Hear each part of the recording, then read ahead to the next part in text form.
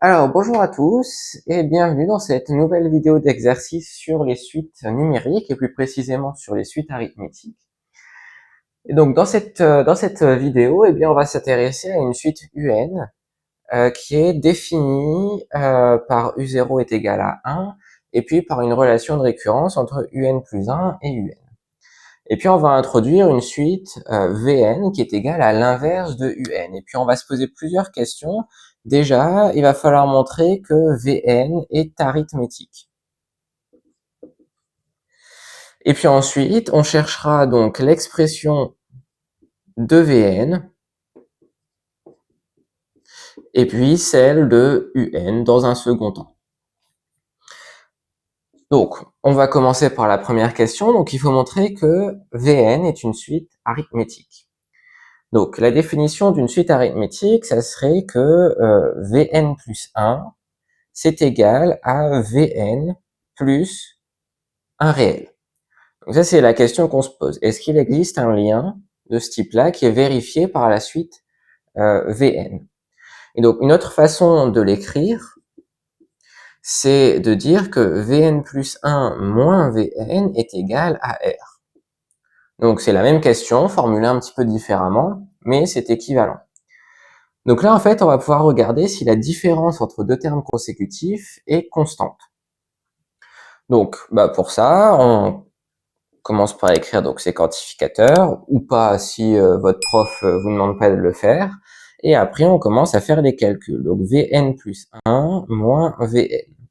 Donc, Vn plus 1, c'est l'inverse de Un plus 1, et Vn, c'est l'inverse de Un.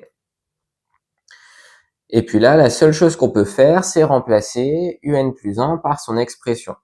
Donc là, on prend l'inverse de Un plus 1, donc c'est l'inverse de ceci, donc il suffit d'inverser le dénominateur et le numérateur, et donc on récupère 1 plus 2 Un divisé par Un moins 1 sur Un.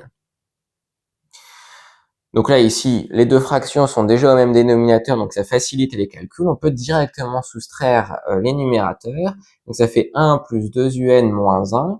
Donc au final, les 1 se simplifient et il reste 2 Un divisé par Un, autrement dit 2.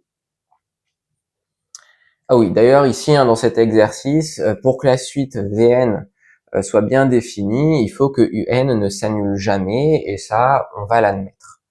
On va pas le démontrer, mais on va juste prendre pour argent comptant que UN ne s'annule jamais, donc que Vn est bien défini. Si vous voulez le démontrer, vous pouvez le faire, ça se fait assez bien par récurrence, mais sinon vous pouvez simplement me faire confiance et me croire.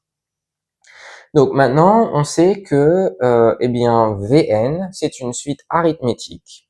Donc deux premiers termes, V0, donc qui est égal à 1 sur U0, et comme U0 vaut 1, eh bien ça fait 1, et dont la raison est égale à 2.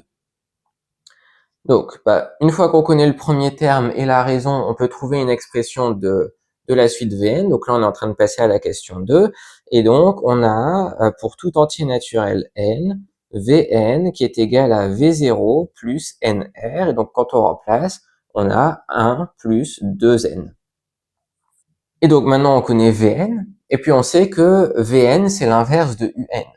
Donc maintenant, si on cherche à isoler UN, en fait, on récupère que UN, c'est l'inverse de Vn.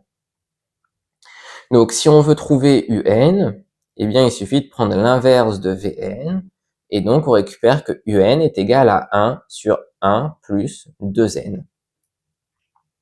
Et donc, ce qui permet de terminer l'exercice et la vidéo par la même occasion.